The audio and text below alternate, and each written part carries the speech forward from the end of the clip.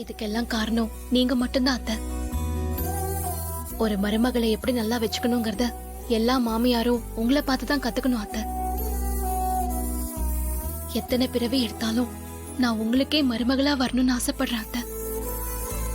இத நான் வெறும் வாய் வார்த்தையா சொல்லல, என்னோட அடிமனசுல இருந்து சொல்றேன் அத்தை.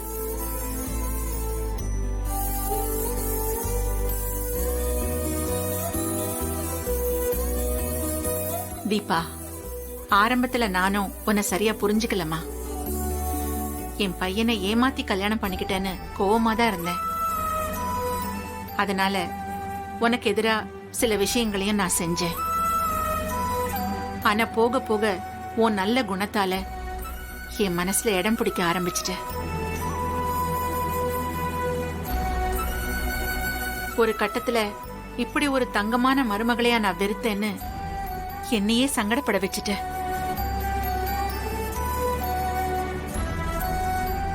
எனக்கும் உன்ன மாதிரி ஒரு மனக்குறை இருந்துகிட்டே தாமா இருந்துச்சு. ஆனந்துக்கு அட்சதை போட்டு ஆசீர்வாதம் பண்ணி கல்யாணம் பண்ணி வச்சேன். அதே மாதிரி அருணுக்கும் அட்சதை போட்டு ஆசீர்வாதம் பண்ணி கல்யாணம் பண்ணி வச்சேன். ஆனா கார்த்திக்கு தான் அட்சதையும் போடல, ஆசீர்வாதமும் பண்ணல. ஏன் கல்யாணத்தையே பார்க்கல?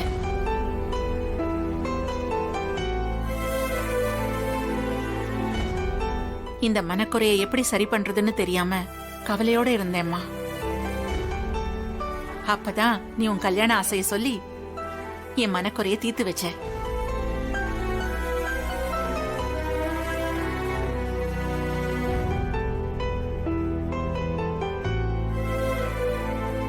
நியாயமா பார்த்தா நான் தான் உனக்கு நன்றி சொல்லணும். நீ என்ன சொன்ன? ஒரு மருமகளை எப்படி நல்லா வச்சுக்கணும்னு எல்லா மாமியாரும் என்ன பார்த்து தெரிஞ்சுக்கணுமா? இப்ப நான் சொல்றேன், ஒரு மாமியார எப்படி நல்லா பாத்துக்கணும்னு எல்லா மருமகளும் உன்னை பார்த்து தெரிஞ்சுக்கணும்.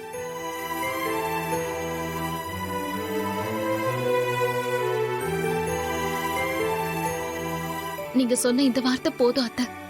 இதை விட ஒரு மருமகளுக்கு என்ன பாராட்டு வேணும்? விடிஞ்சா கார்த்திக்கும் உனக்கும் கல்யாணம்.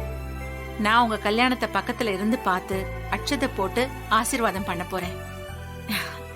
இதை விட வேற என்னமா எனக்கு சந்தோஷம் இருக்கு? அத்தை